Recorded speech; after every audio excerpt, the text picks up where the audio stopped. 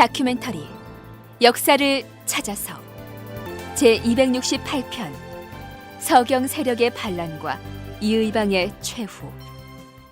명종 제위 3년째 되던 해인 1173년에 동북병마사 김보당이 의종의 포기를 명분으로 내걸고 반란을 일으켰고, 그 반란을 진압하는 과정에서 유배 중이던 의종이 이의민에 의해 비참하게 살해당했다는 내용을 전 시간에 소개한 바 있습니다. 그러나 김보당의 난이 진압됐다고 해서 이의방을 위시한 무인 집권자들을 향한 항거가 종지부를 찍은 것은 아니었습니다.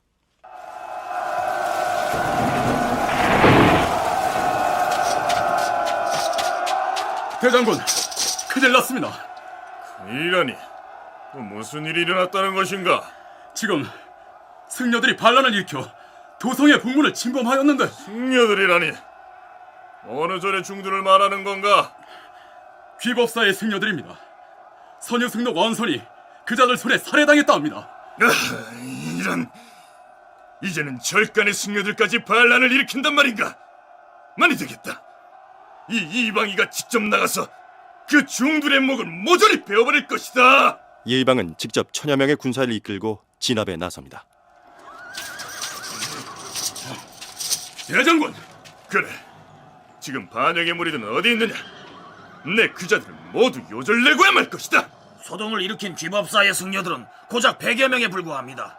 소장이 진압을 할 터이니 대장군께서는 직접 나서지 않으셔도 될 것입니다. 아니다.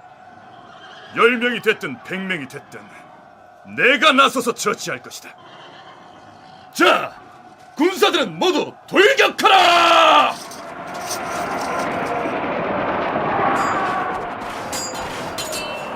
이의방이 이끄는 관군이 반란에 참여한 승려들 중 수십 명을 쳐 죽이자 나머지는 모두 흩어진 것으로 돼 있습니다. 그러니까 귀법사 승려들이 일으킨 이 사건은 반란이라기보다는 소규모의 소동에 불과한 것이었습니다. 그러나 그것은 사찰 승려들의 본격적인 항거를 알리는 신호탄에 불과했습니다. 대장군, 지금 성의 동문 쪽으로 승려들이 몰려오고 있습니다. 지난번에 귀법사 승려들 100여 명이 몰려왔다가 혼비백산하지 않았느냐? 그때 죽은 중들에 대한 원한 때문에 또 항의를 하러 몰려온 모양인데 군사 몇십 명 데리고 가서 물리치면 될 거 아닌가? 그게 아닙니다, 대장군. 그게 아니면 지금 중광사, 홍오사, 귀법사, 홍화사 등 여러 곳에 있는 절들에서 2천여 명의 승려들이 동문을 침범하려고 문 앞에 집결해 있는데. 뭐라? 2,000명이나 되는 중들이? 그래서 어찌하였는가? 동문을 닫아 걸고 진입을 못하도록 차단을 했는데 성 밖에 있는 민가에 불을 질러서 승인문을 태우고 성 안으로 침입하려고 시도하고 있습니다. 아니, 사찰의 중들이 뭐 때문에? 아래옵기 성구하오나 이의방 대장군의 형제분을 죽이겠다고. 뭐라? 내 이자들을 결코 가만두지 않을 것이다. 중들을 모조리 적살하고 사찰은 모두 불태워 없애버릴 것이다. 아니되옵니다, 대장군. 안 되다니. 그렇다면 그자들의 난동을 그저 바라보고만 있어야 한단 말이냐? 승병 2,000명이면 적은 병력이 아닙니다. 당장에 정면으로 충돌하는 것은 위험합니다. 알겠다. 지금 그자들이 동문 밖에 집결해 있다 했으니 성문을 단단히 닫아 걸도록 하라. 나는 그 사이에 부병을 징집할 것이다.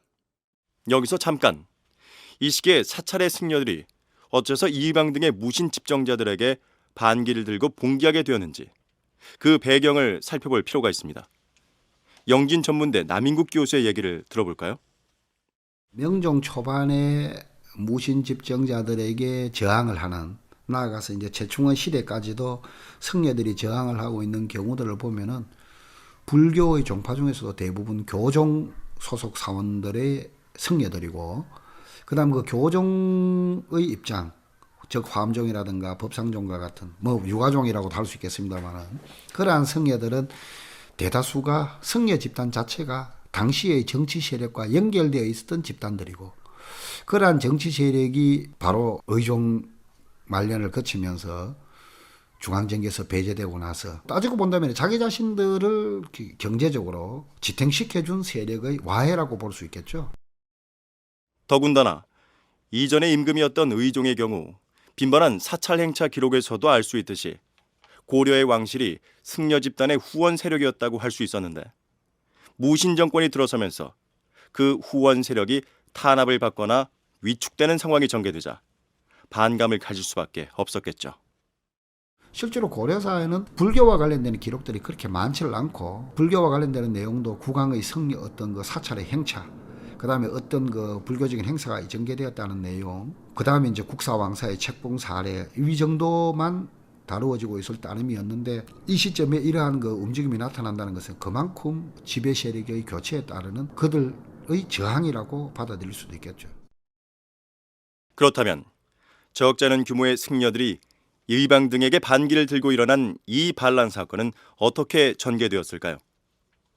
고려사 열전편 의방전의 내용을 바탕으로 소개하자면 이렇습니다. 여러 사찰의 승려 2천여 명이 성 동문 밖에 집결하였으므로 성문을 닫아 걸었더니 성 밖에 인가에 불을 지르고 그 불길로 숭인문까지 태운 뒤에 성 안으로 돌입해서 이의방 형제를 죽이고자 하였다. 이의방은 관군인 부병을 징집해서 그들을 쫓았는데 100여 명의 승려를 죽였으나 부병도 또한 많이 죽었다. 이의방은 부병을 풀어서 성문을 수비하게 하고 승려들의 출입을 일체 금지시켰다. 그런데 승려들의 봉기를 진압하는 과정에서 당시 무신 정권의 최고 실세인 이의방과 그의 친형인 이준의 사이에 심각한 다툼이 벌어집니다. 중들이 감히 이 이방인을 죽이겠다고 반란을 일으키다니 내 이자들의 본거지를 박살을 내고야 말 것이야. 지금 뭐라 하였느냐?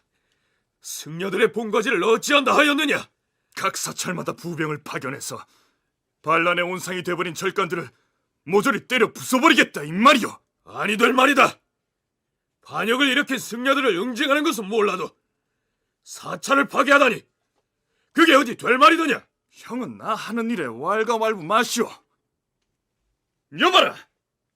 당장에 부병을 이끌고 가서 반역의 무리가 소속한 절간들을 모조리 때려 부숴라! 무엇들 하는 것이냐? 당장 출동하라!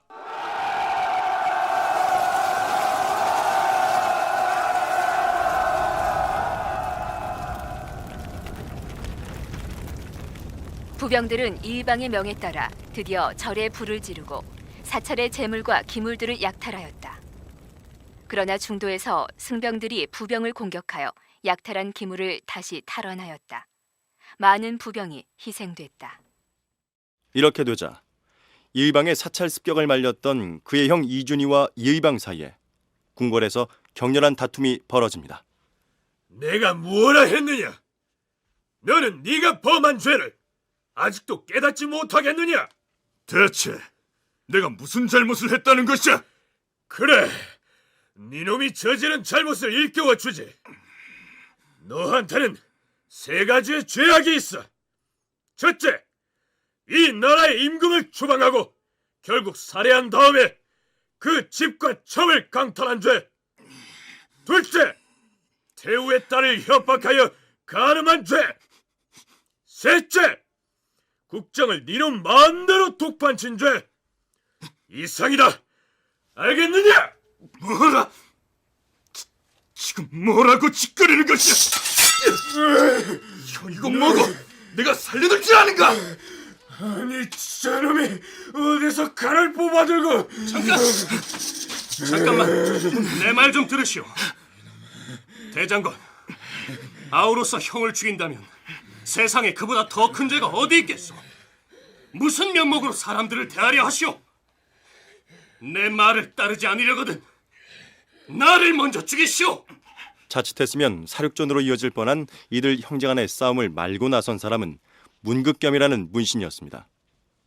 물론 그는 자신의 딸을 이의방의 동생에게 출가시켰기 때문에 혼맥으로 연결된 특수한 관계이긴 했으나 무신 정권의 실세들 사이에서 문신으로서 일정한 역할을 하고 있는 예사로운 인물이 아니었습니다.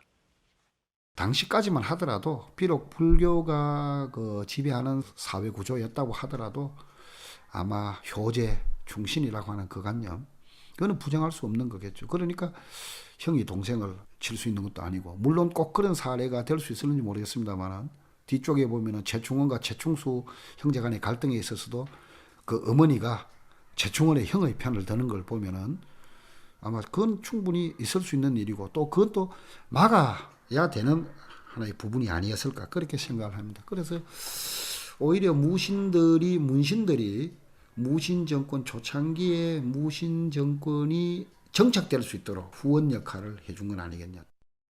김보당의 난이 일어났을 때 무관들이 문신들을 무차별로 체포하고 죽이고 하는 혼란 속에서 한 하급 병사가 윤인첨을 체포하려 하자 유은규가 나서서 호통을 쳐서 화를 피하게 만든 사례를 전 시간에 소개한 바 있죠. 그러니까 온통 무신들이 창칼을 휘두르는 중앙조정에서 문극겸, 유은규, 윤인첨 같은 문신들이 일정 부분 발언권을 행사하는 모습을 볼 수 있습니다. 그건 그렇고 문극겸의 만류로 이의방 형제 싸움이 잘 마무리됐을까요? 이공은 여기 있다가 화를 당하기 전에 어서 피하시오. 이준희는 겁에 질린 나머지 서문 쪽으로 달아났고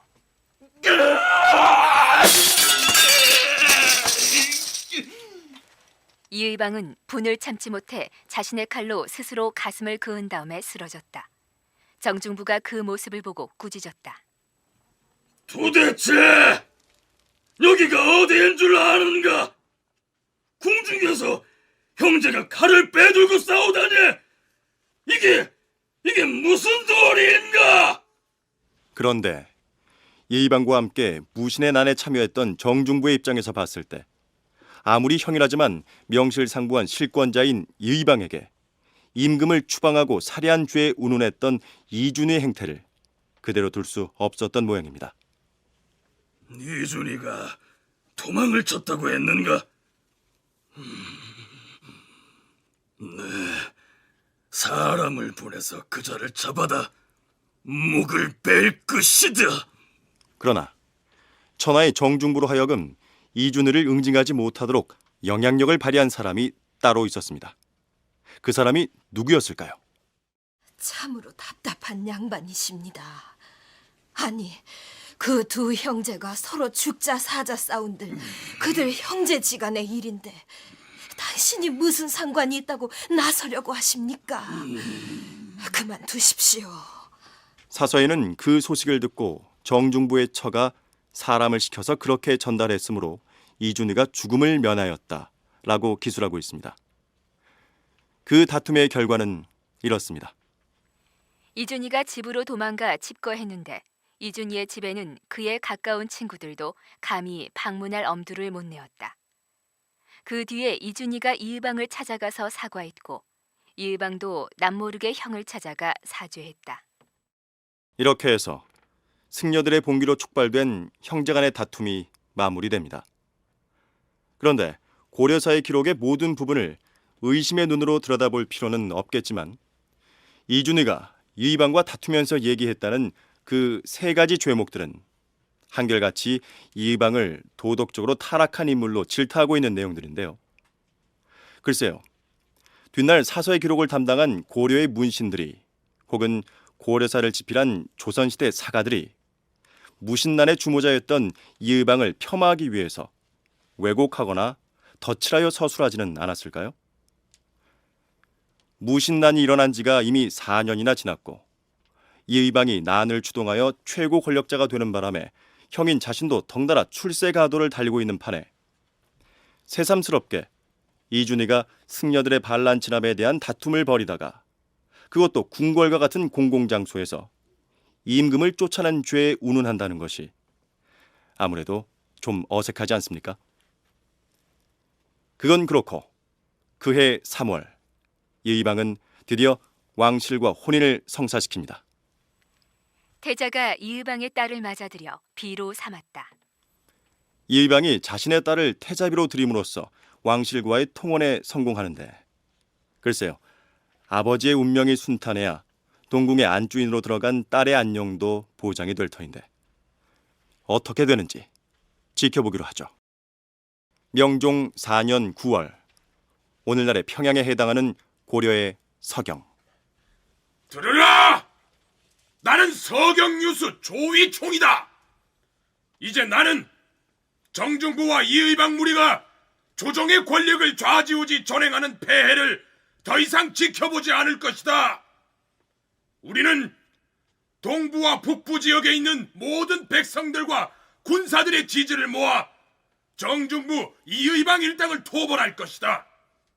자, 너희들은 내가 쓴 경문을 각 성의 성주에게 전달하고 반드시 함께 골기하도록 협조를 구해야 할 것이다. 출발하라!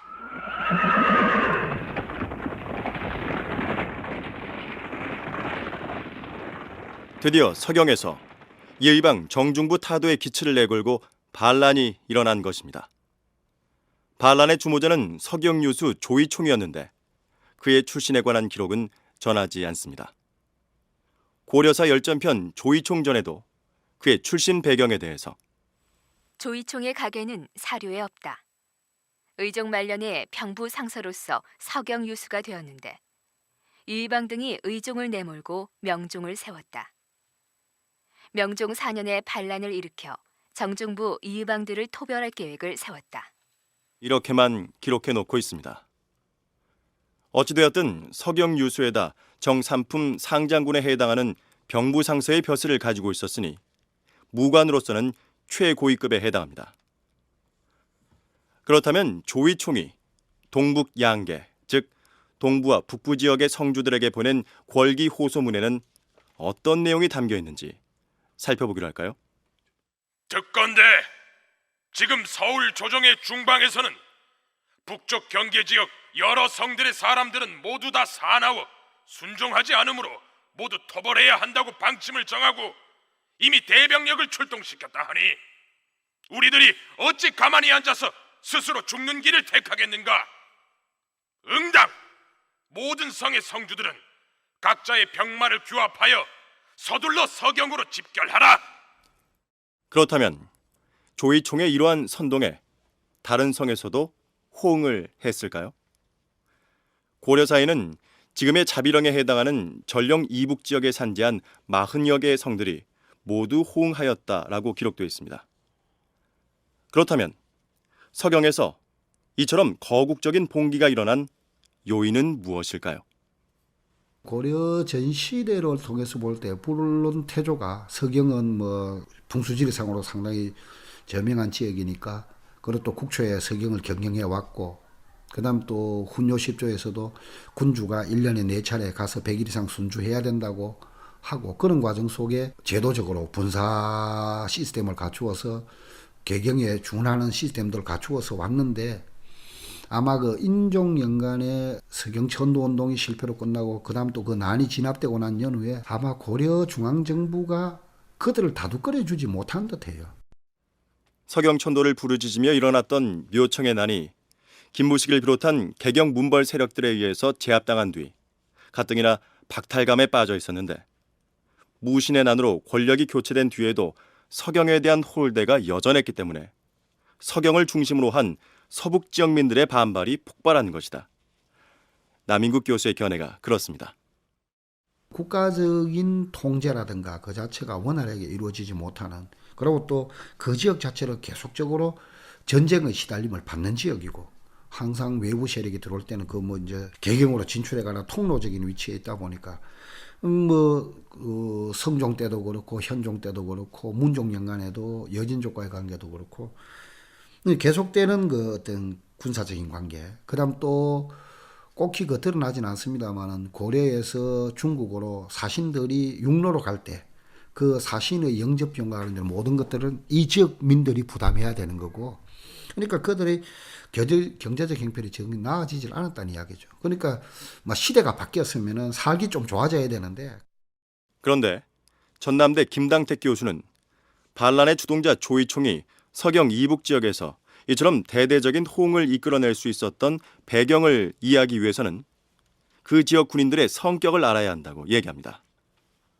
무신난 이후에 최초의 밀란이 저쪽 북계 지방에서 일어났다는 사실은 그들이 곧 평상시에는 농민이었지만 비상시에는 군인이었다. 그러니까 그런 조직, 그런 군대 조직, 그런 무기를 가지고 반란을 일으켰다고 생각합니다. 그러니까 이 조이총이가 반란을 일으켰을 때도 그런 주진군들이 상당히 많이 동조를 하거든요. 그런데 그 사람들은 자기들하고 엇비슷한 상황에 서울에 있는 군인들이 정권을 장악하는데 그들이 고무되지 않았을 까닭이 없습니다. 그리고 원래부터 이 주진군은 토지나 녹봉 그런에서 상당히 서울에 있는 군인들하고 차별 대우를 받았거든요. 주진군 장교들 경우에도 차별 대우를 거기에 대한 이제 불만이 없을 수가 없겠죠. 참고로 주진군이란 고려시대 국경지대에 주진에 배치된 지방군으로서 해당 지역의 토호 출신 무관들이 지휘를 맡았습니다. 그들은 일반 백성으로서도 개경 중심으로 돌아가는 정치에 불만이 누적돼 있었을 뿐만 아니라 군인으로서도 중앙의 군사에 비해서 차별 대우를 받고 있었기 때문에 조이총이 그 불만 세력을 규합하는 데 성공한 셈이다. 이런 얘기입니다. 그렇다면 조이총의 경우 무신정권 하에서 서경유수의 벼슬을 차지하고 있었으니 개인적으로는 불이익을 받은 게 아닌 것 같은데 왜 반기를 들고 일어났을까요?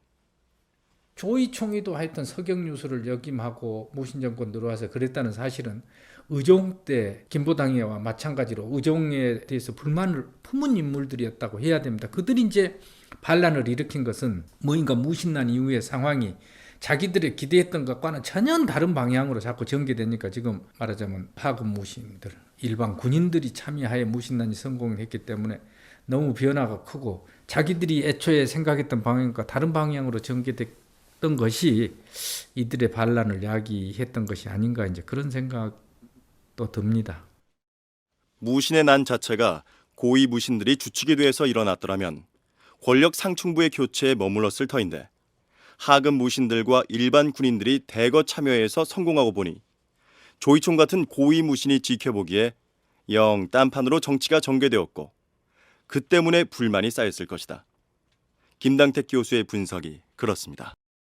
그렇다면 서경 이북의 모든 성들이 일사불란하게 조이총을 지지하고 나섰을까요?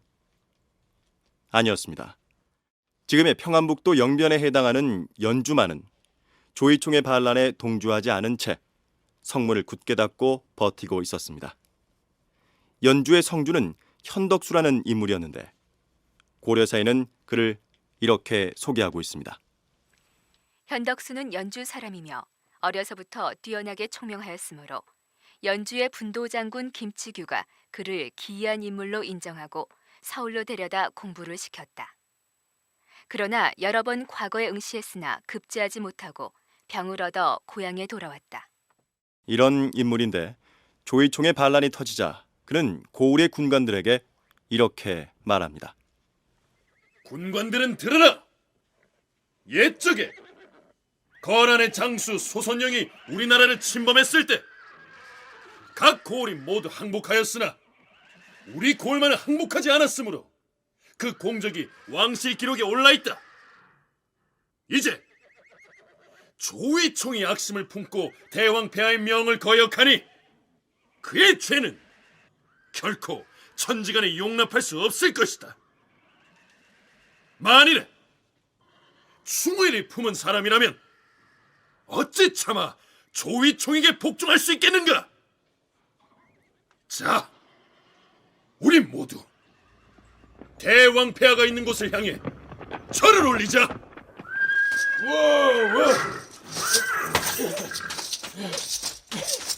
서경에서 편지를 가지고 왔습니다. 서경에서 누가 편지를 보냈단 말이냐? 서경유수 조이총이 보낸 편지입니다. 어디 뭐라 썼는지 보자. 북방 40여 개 성의 군사가 모두 이곳 서경에 모였는데 너의 성 연주의 군대만 홀로 오지 않으니 앞으로 정예 부대를 보내서 너의 죄를 물을 것이다. 몇몇 사람의 말에 속지 말고 군비를 갖추고 병력을 동원하여 빨리 서경으로 오도록 하라. 내가 반란수계의 엄포에 굴복할 것 같으냐? 여봐라! 서경에서 이 편지를 가지고 온 자를 돌려보내지 말고 붙잡아서 그 목을 베어라. 그러나 연주의 군사를 반란군에 편입시키기 위한 조이총의 공작은 거기서 멈추지 않았습니다. 그는 다시 한번 공문을 보내서 현덕수를 압박합니다. 내가 군대를 동원한 것은 북부 국경 지역의 여러 성들을 구제하려는 것임을 어찌 모르느냐? 지금 각 성의 병력이 청천강에 집합되었는데 너의 성만이 홀로 오지 않으니 장차 군대를 파견하여 섬멸할 것이니 그리 알라! 이 서찰을 갖다가 불태워라. 그런데 문제가 생겼습니다. 무슨 문제인가? 서경유수 조이총이 군대를 이끌고 와서 모두 죽이려 한다는 소문이 퍼지는 바람에 성안 사람들 사이에 동요가 일어나서 어떤 자는 벌써 조이총의 편으로 넘어가려는 자가 있습니다. 고을 사람들의 인심이 잠옷 흉흉해지자 현덕수는 한 가지 꾀를 냅니다. 맹주, 즉 지금의 평안남도 맹산으로부터 자신의 상급 아전이 편지를 보낸 것처럼 거짓으로 작성한 다음 성 밖의 촌 백성들을 시켜 그 가짜 편지를 성 안으로 던지게 했던 것이죠. 거기에는 이렇게 쓰여 있었습니다. 지금 조정에서 보낸 관군 10개 부대가 이미 천령을 넘어서 진격해 오고 있으니 조이총에게 잘못 속은 자들은 경솔하게 움직이지 말고 제자리에서 굳게 수비하면서 기다리도록 하라. 이렇게 해서 불안해하던 민심을 무마했다는 얘긴데, 그렇다면 연주의 성주 현덕수는 어째서 외롭게 이러한 자세를 견지했을까요? 남인국 교수의 얘기입니다. 현덕수라는 인물도 아마 기록사에 보면 향공으로 아마 기록돼 나오고, 그러면 향공이라는 이야기 자체는 중앙의 과거를 이제 통해서 진출할 수 있는 하나의 인물이라는 이야기 자체거든요. 그러면은 이 지역은 그러면은 아마 현덕수로 표현되는 아마 그 지역의 토착 세력들이 일정한 나름대로의 지배력을 행사할 수 있다고 볼 수 있고, 그 다음에 그들은 좀 더 개경정부 지향적인, 그 다음에 중앙정계 진출 지향적인 그런 측면에서 아마 그 난에 동조하지 않았고 오히려 민들을 규합해가지고 다시 반대편에 서는 입장으로 가지 않았을까. 그게 나중에 계기가 돼서 현덕수 같은 경우에 중앙정계에 진출해서 일정한 역할까지 하게 되죠.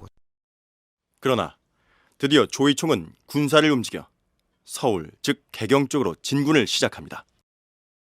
그럼 이번엔 고려 조정의 움직임을 살펴보도록 할까요? 중서시랑 평장사 윤인첨은 삼군을 거느리고 출격하여 반란 수괴 조이총과 그 군사들을 무찌르도록 하라. 예, 대왕폐하. 내시 예분왕 중 최규는 들으라. 예, 대왕폐하. 그대를 동복로 도지휘사로 임명할 것이니 여러 성을 직접 찾아가서 반란군에 현혹됨이 없도록 다이르도록 하라. 예, 대왕폐하. 중앙조정에서 파견한 관군의 진압작전이 시작됩니다. 그런데 조이총에 난 진압작전의 총사령관으로 임명된 윤인첨이란 인물은 귀에 익은 이름 아닙니까? 문관이었던 김보당이 반란을 일으켰을 때 예의방은 윤인첨에게도 김보당과 공모를 했다는 혐의를 두었는데, 그를 구해준 사람은 역시 원로 문인이었던 유웅규였습니다. 윤공은 장수의 지략이 있소이다. 나라에 큰일이 있으면 이분을 버려서는 결코 아니 될 것이오. 어찌하여 죄 없는 사람들을 죽이려 하는 것이오. 이렇게 해서 죽음을 면했던 것이죠. 바로 이 윤인첨이 육진을 개척했던 윤관의 손자입니다. 문신들의 암묵적인 지지를 얻어야 되는 입장에서 당시 문신들이 그냥 대표적인 인물이라고 볼 수 있는 윤관의 손자인 윤인첨, 그 상징적인 인물이기도 한데 함부로 제거할 수 있는 상황이 아니었죠. 그리고 또 그 윤인첨이 같은 경우에 그 윤인첨의 아버지가 윤원이고 뭐 그렇습니다만 전체적으로 의종의 그 폐정에 직접적으로 참여했던 인물도 아니고, 또 당시에 그 김보당 난이 일어날 그 당시 시점에 가장 문신을 대표할 수 있는 인물이라고 볼 수 있는데, 거기에 대해서 하급 무인들이 달라든다고 이야기하는 자체는, 따지고 본다면 만약에 윤인첨이 화를 당한다는 것은 전체적인 문신들이 등을 돌리게 만들게 되는 하나의 계기가 될 수 있을 것이고, 그러니까 할아버지인 윤관 장군이 문신으로서 육진을 개척했는데 손자인 윤인첨 역시 문신으로서 조이총의 난 진압의 총책임자로 나서게 된 것입니다. 그렇다면 반란 진압에 나선 윤인첨이 어떤 활약을 보이는지 살펴보기로 할까요? 1174년 음력 10월. 대장군, 드디어 전령에 당도하였습니다. 눈보라가 심한데 행군을 계속 하시겠습니까? 이곳 전령은 반란군의 본거지가 아닌가. 장졸들을 독려하여 전령 고갯마루를 속히 벗어나도록 하라. 대장군, 저기 조이총의 서경 군대가 고갯말에 매복하고 있다가 기습 공격을. 아니, 저기도 허허, 이 꼼짝없이 포위당하고 말았구나. 대장군, 어찌하시겠습니까? 나라의 부름을 받아 전장에 나선 장수가 죽음을 두려워했어야 되겠느냐? 나는 저들과 맞서 싸우다 장렬하게 전사할 것이다. 안 됩니다, 대장군.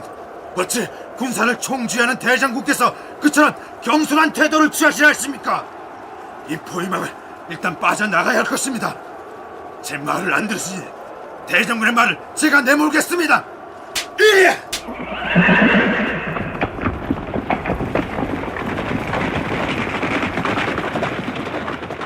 형편없는 패전이었습니다. 윤인첨은 정중부의 아들 정균의 도움으로 간신히 목숨을 보전하고 패전 부대 장수가 되어 개경으로 돌아갑니다. 한편 조정에서 승전보를 기다리던 이의방은 윤인첨이 패전하고 돌아오자 흥분을 감추지 못합니다. 뭐라? 윤인첨 대장군이 패잔병을 이끌고 돌아왔단 말이냐? 그렇습니다. 지금 반란군의 동향은 어떠한지 고하거라. 예. 조이총이 이끄는 서경의 군사가 지금 도성의 서쪽 외곽에 주둔하고서 진격 기회를 기다리고 있다 합니다. 뭐라? 그렇다면 놈들이 궁궐에서 지척에 진을 치고 있다는 말이 아니냐? 이런 서경 놈들! 네, 서경 출신 놈들은 문관이든 무관이든 눈에 보이는 대로 모조리 잡아 죽이고 말 것이야!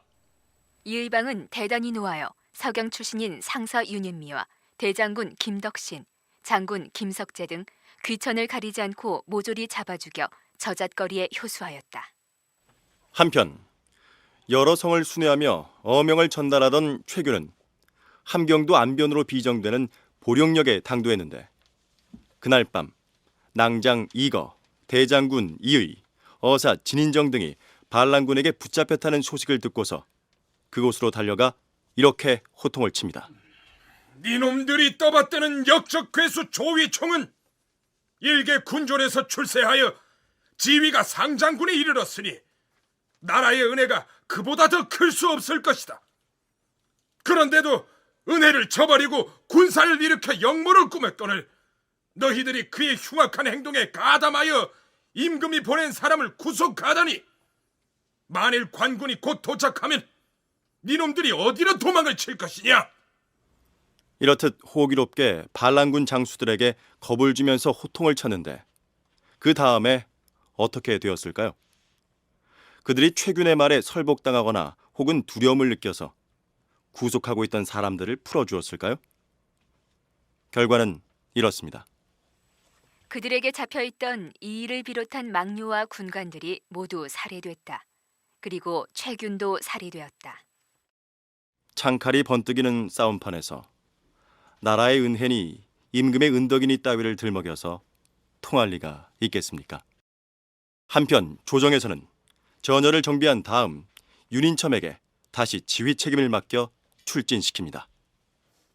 평장사 윤인첨을 원수로 임명할 것이며 추밀원사 기탁성을 부원수로, 지추밀원사 진준을 좌군 병마사로, 동지추밀원사 경진을 우군 병마사로, 섭대장군 정균을 지병마사로, 상장군 조원을 전군 병마사로 임명할 것이니 이 길로 출정하여 반란군을 토평하도록 하라. 예, 대왕폐하. 그리고 반란군을 진압하기 위해서 서북쪽 전선으로 나아간 군졸들에게는 1인당 쌀 한 섬씩을 주고 수기군으로서 처자가 밖에 살고 있는 자들에게는 2명당 곡식 한 섬씩을 제공하도록 하라. 윤인첨이 지휘하는 관군 본대가 다시 서경을 향해 출진합니다. 윤인첨은 섣불리 공격에 나섰다가 패전을 했던 전철을 밟지 않기 위해서 이번엔 보다 신중하게 작전을 지휘합니다.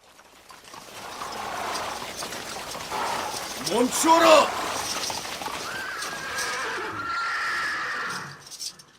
서경은 성들이 험하고 견고하다. 따라서 장거리 행군으로 이미 피로해진 상태에서 개미떼처럼 성벽을 타고 올라서는 승산이 없다. 그러니 우리는 장기전으로 나갈 것이다. 성을 포위하고 그들이 밖으로 나와서 약탈을 하지 못하도록 하는 한편으로 그들에게 선무공작을 하여 살길을 보여주면 투항하는 이들이 많을 것이다. 그렇게 되면 종국에는 조위총도 항복을 하고야 말 것이다. 윤인첨의 이러한 작전은 상당한 효력을 발휘했던 것으로 보입니다. 윤인첨이 성의 동북 쪽에 흙으로 산을 쌓고 수비에 치중하니 조이총의 군대는 양식이 떨어져서 심지어는 죽은 사람의 고기를 먹을 지경으로 되었고 때로는 성 밖으로 나와서 도전을 해왔으나 윤인첨은 수비만 굳게 할 뿐 대응하지 않았다. 투항하는 자들에게 먹을 것과 입을 것을 제공하자 성안 사람들이 이 소식을 듣고 귀순하는 자가 매우 많았다. 그럼 이번엔 두경승의 진군로를 따라가 보도록 하겠습니다. 두경승은 병력 5천여 명을 이끌고 고산에 당도합니다. 여기서 부대를 셋으로 나누어 공격할 것이다. 좌익군과 우익군은 먼저 적진으로 돌격하라!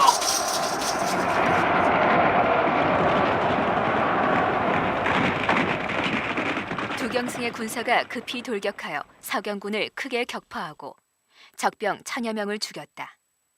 이어서 의주에 당도하니 조이총의 부하장수 김박승이 성 밖에다 수레를 늘어놓고 방어하였다. 두경승이 정예군을 선발하여 성을 공격하여 함락시키고 김박승을 생포하여 그 목을 잘라 서울로 보냈다. 그러자 정주와 장주와 선덕진 등지의 병사들이 여진으로 투항하려는 동향을 보이므로 두경승이 사람을 보내 그들을 안정시켰다. 조이총의 반란군의 규모가 만만치 않았기 때문에 관군과 반란군 사이에는 다방면의 전선에서 여러 차례 전투가 반복적으로 벌어집니다. 그러나 서경의 군대는 좀처럼 수그러들 기세를 보이지 않습니다. 한편 홀로 반란군에 참여하지 않았던 연주의 성주 현덕수는 조이총의 군사로부터 수차례 공격을 받지만 굴하지 않고 끝내 성을 지켜냅니다. 자, 이번엔 조정의 최고 실세인 이의방의 행적을 탐색해 보도록 하겠습니다. 대장군이며 상장군이라는 사람들에게 군사를 줘 내보내봤자 정과가 시원찮으니 답답해서 견딜 수가 없구나. 아니 되겠다. 내가 직접 군사를 거느리고 가서 서경놈들을 쳐부술 것이다. 무반의 고급 인력들은 막 중앙전개에서 배제되거나 옷을 벗었을 거고, 그다음에 좀 이제 온건하거나 나이 든 쪽에 이제 사람들은 나름대로 현실에 좀 타협적으로 살아왔을 거고, 그런데 따른 불만이 이제 하급 무인들로 하여금 무신난을 일으키게 됐고, 그다음에 그들이 이제 중앙전개 전국을 주도해 가는 과정 속에서 아마 지분을 믿질 못했겠죠. 자기 자신들보다도 좀 더 높은 연배, 연상의 연배들이 일정한 자리는 차지하고 있지만은 그들이 직접적으로 움직이는 힘들었을 거고, 그래서 당시에 실력자였던 이의방이 직접 나서지 않았을까. 이의방은 전선에서 잔뼈가 굵은 무인답게 휘하 장수들을 반란군 진영으로 돌격시켜서 초전에 기선을 제압합니다. 봐라! 반란군이 우리의 기세에 겁을 먹고 혼비백산하고 있지 않느냐? 자, 도망치는 저자들을 끝까지 추적하라!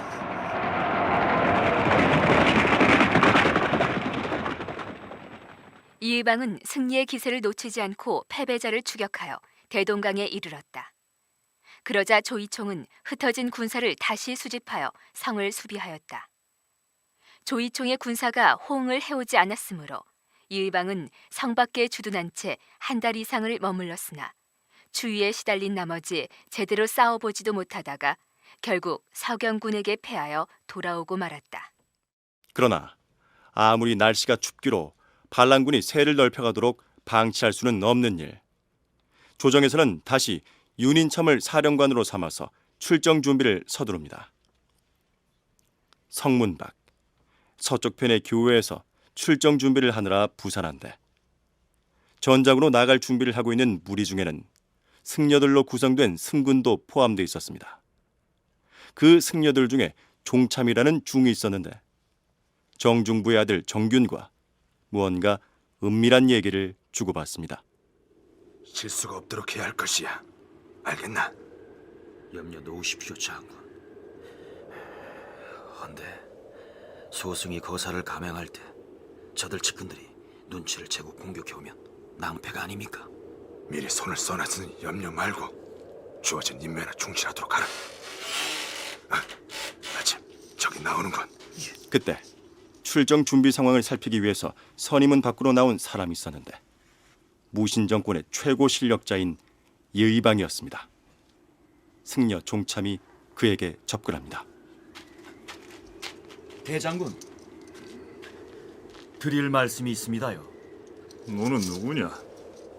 차림을 보아하니 승려인 모양인데. 소승, 이번에 반란군을 토평하러 서경으로 출정할 때 승병을 이끌고 함께 나서기로 한 종참이옵니다. 그래. 근데 무슨 할 얘기가 있다는 게냐? 이번에 서경으로 출병할 승병들을 대표해서 긴히 올릴 말씀이 있어서 찾아뵈올 생각이었습니다. 그래, 따라오너라. 예, 대장군. 이방, 내 칼을 받아라. 아니, 이놈이 이렇게 해서 무신난을 일으켜 4년 동안 고려 조정을 쥐락펴락했던 예의방은 정중부의 아들 정균의 사주를 받은 승려 종참의 손에 의해 살해됩니다. 장군, 이방을 해치웠습니다. 잘했다. 너희들은 이 길로 달려가서 이방의 형 이준이와 그 도당들 포박해 오도록 하라. 정균은 예의방의 형 이준이와 이린 그리고 그의 도당인 고득원, 유인원 등을 체포하여 살해합니다. 한편 정균 등으로부터 상황 보고를 받은 명종은 우선 원로 문신인 유은규를 불러들입니다. 부르셨사옵니까, 대왕 폐하? 지금 밖에서 무슨 일이 일어났는지 듣지 못했소. 들었사옵니다, 대왕 폐하. 헌데 군사들의 동태가 심상치 않은 듯하오. 유공이 가서 사실을 고하고 그들을 안정시키시오. 예, 대왕 폐하. 그러나 유은규의 설명에도 불구하고 군인들의 흥분은 가라앉지 않았습니다. 이방 대장군을 승려가 살해했다면 이는 필시 문신들이 절간의 중을 부추겨서 일어난 일이 틀림없어. 이대로 있어서는 안 된다. 문신들의 우두머리인 윤인첨을 찾아서 죽여버리자. 사태가 이렇게 되자 결국 정중부가 나서서 상황을 설명하고 자제를 당부함으로써 군인들의 동요는 수그러듭니다. 그렇다면 정중부와 정균 부자는 어찌하여 4년 전에 무신의 난을 주도했던 예의방을 결국 제거할 생각을 했을까요? 김당택 교수의 얘기입니다. 이 정중부나 이유방은 뭔가 하여튼 정치적 견해가 다를 수밖에 없었습니다. 그러니까 대단히 그 정중부나 그 고위 무인들은 무신난에도 소극적이었고 또 그 무신난 당시 정중부는 지위가 높았고 대장군이었고 이제 이유방이는 산원 팔품에 불과한 산원이었고 이러한 차이를 그 쉽게 극복을 못했을 것으로. 그런데 실제로 이제 무신난 이후에 정치적인 주도권을 장악한 사람은 이유방이었고 그러니까 자기가 실제로는 그 주병자로서 무신난을 형식적으로 하여튼 주도했다고 하는 정중부로서는 불만이 있을 수밖에 없었고 그래서 그들의 이제 이러한 사소한 그 견해 차이가 결국은 정중부의 아들 정균에 의해서 이유방이 제거된 것으로 나타났지 않았는가. 그런데 사서에는 정중부나 정균이 이의방을 제거한 이유로서 이런 내용을 거론하고 있습니다. 이의방은 자신의 딸이 태자비가 된 뒤에는 더욱 기세를 남용하고 국정을 문란케 하였으므로 무 사람들이 이에 분노를 느끼고 있었는데 마침 서경으로의 출병 준비를 하는 틈을 이용하여 정균의 꼬임을 받은 승려 종참에 의해 살해된 것이다. 고려사 열전편 이의방전에 실린 내용이 이러하고 고려사 저료에도 표현만 약간 다를 뿐 엇비슷한 내용이 올라 있습니다. 이의방이 제 딸을 동궁에 들여보낸 뒤로 더욱 위기와 복덕을 제멋대로 행하여 조정의 정치를 어지럽게 하니 여러 사람들이 마음속으로 분하게 여기고 원망하였다. 그런데 가령 이의방 같은 권부의 실력자라면 왕실과 혼인관계를 맺는 것이 크게 이상할 게 없는 듯 보이는데 딸을 태자비로 들인 일에 대하여 모든 사람들이 분노하였다는 식으로 표현한다니 조금 의아하지 않습니까? 남인국 교수의 설명입니다. 기존 지배층과 혼인은 도모하지만 왕실과 혼인을 잘 도모하지는 않습니다. 그리고 또 난을 주도했던 인물들이 이미 약간 신분상으로 왕실과 혼인할 수 있는 위상은 아닌데 왕실과 이제 혼인을 노리게 되는 거죠. 그러면은 결과적으로 왕실의 입장에서 꺼리게 될 거고, 그 다음에 또 이의방 같은 경우에도 중앙정계에서 서북민의 어떤 그 움직임을 진압하기 위해서 갔다가 실패하고 돌아왔고, 그 다음 또 자기 딸을 태자비로 납하려고 했는데 명종이 상당히 못마땅했다고 이야기를 그 기록에 나와 있거든요. 그러면은 이미 어느 정도 이의방 자체가 보이는 그 정치적인 행태라 할까 해서 마음이 좀 떠난 게 아니겠는가. 아무리 무신들이 반란을 일으켜서 권력 판도를 무인천하로 만들어버렸다 하더라도 임금은 왕실의 혈통 중에서 내세운 데서도 알 수 있듯이 왕실은 존엄한 것이란 것이 당대 고정된 인식이었는데 이의방이 자신의 딸을 힘으로 밀어붙여서 태자비로 들이자 평소에 이의방의 행태에 불만을 가지고 있던 정중부 부자 쪽에서 왕실을 능멸했다는 것을 명분으로 삼아서 거사를 감행한 것이다. 이런 얘기입니다. 그렇다면 태자에게 출가한 이의방의 딸은 어떻게 되었을까요?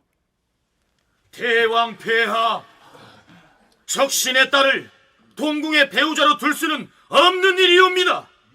이방의 딸을 태자비의 자리에서 마땅히 내치시옵소서. 그리하시옵소서 대왕 폐하. 승려들이 국왕에게 집단으로 소를 올려 적신, 즉 반역을 한 불충한 신하의 딸을 태자비로 두어서는 안 된다고 간하였고 결국 명종은 이의방의 딸을 태자비의 자리에서 폐하게 됩니다.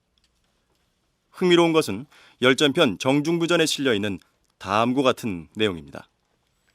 이의방이 함께 무신난을 일으켰던 이고와 채원을 미워하다가 결국 압박을 가해 죽였으므로 정중부 역시 자기에게도 화가 미치지 않을까 염려해서 사직을 청하고는 두문불출하였다. 그러자 이의방 이준희 형제가 술을 가지고 정중부의 집으로 찾아가서 성의를 표시하니 정중부가 그들을 맞아들이고 자기 심정을 솔직하게 말하였다. 그러자 이의방 형제는 정중부와 서로 맹세를 주고받으며 부자 관계를 맺기로 결의하였다. 그때 이의방의 말이 간곡하였으므로 정중부도 안심하게 됐다. 그러나 이의방이 쿠데타를 함께했던 이고와 채원을 죽였듯이 그 역시 그가 거사를 감행하면서 무신반란의 상징적인 우두머리로 옹립했던 정중부 부자에 의해 살해되고 말았던 것입니다. 그동안 이의방의 눈치를 보느라 권력의 전면으로부터 일정 거리를 비켜나 있었던 정중부는 이제야말로 무신 정권의 최고 권력자로 군림하게 됩니다. 학계에서는 이때로부터 정중부가 경대승에 의해 살해당하기까지의 기간을 정중부 정권이라고 얘기합니다. 따라서 1170년에 발생했던 무신의 난을 정중부의 난이라고 부르는 것은 잘못된 호칭이라는 얘기죠. 정중부가 주도하지도 않았을 뿐만 아니라 만약에 정중부가 주도했다고 한다면 큰 변화도 일어나지 않았을 것이고 또 정중부가 정권을 못 잡고 이의방이 정권을 잡은 것도 설명이 안 됩니다. 그러니까 정중부가 이의방이나 이고가 정중부를 표면에 내세웠을 뿐이고 실제로 이제 난을 모의하고 주도한 사람들은 하급 무신들인 이의방이나 이고였다. 이렇게 이해를 해야 될 것 같습니다. 그런데 고려사를 비롯한 사서에서는 정중부를 대단히 부정적으로 그리고 있습니다. 정중부는 성정이 근본적으로 탐욕스러웠고 인색하였으며 지부에 끝도 없는 욕심을 가지고 있었다. 그가 시중으로 있는 동안 그의 측근들이 새를 믿고 방자하게 횡포를 부렸으므로 온 나라가 고통을 받았다. 다분히 기록자의 의도가 작용한 것으로 보이는 이런 부정적인 기록이 자주 나타납니다. 이 윤리적인 가치 판단이나 이제 도덕적인 평가 이런 것을 안 하는 게 오늘날의 사가들의 자세여야 된다 이런 생각이 듭니다. 그러니까 이걸 갖다가 정중부가 나쁜 놈이었다. 실제로 나쁜 놈인지는 모르죠. 그러나 그걸 가지고 역사를 설명해 버리면 이것은 역사가들이 할 일이 없습니다. 그러니까 늘 역사에서는 왜 그랬느냐, 그것이 가지는 의미가 뭐였느냐, 이제 이걸 저 같은 경우에는 따집니다. 그래서 이 정중부가 뭐 탐욕스럽고 나빴다, 이것이 무슨 의미를, 이런 것은 그래 생각해 본 적이 없습니다. 그래서 거의 이렇게 그 개인에 대한 평가, 이것은 크게 저는 중시를 안 한 편입니다.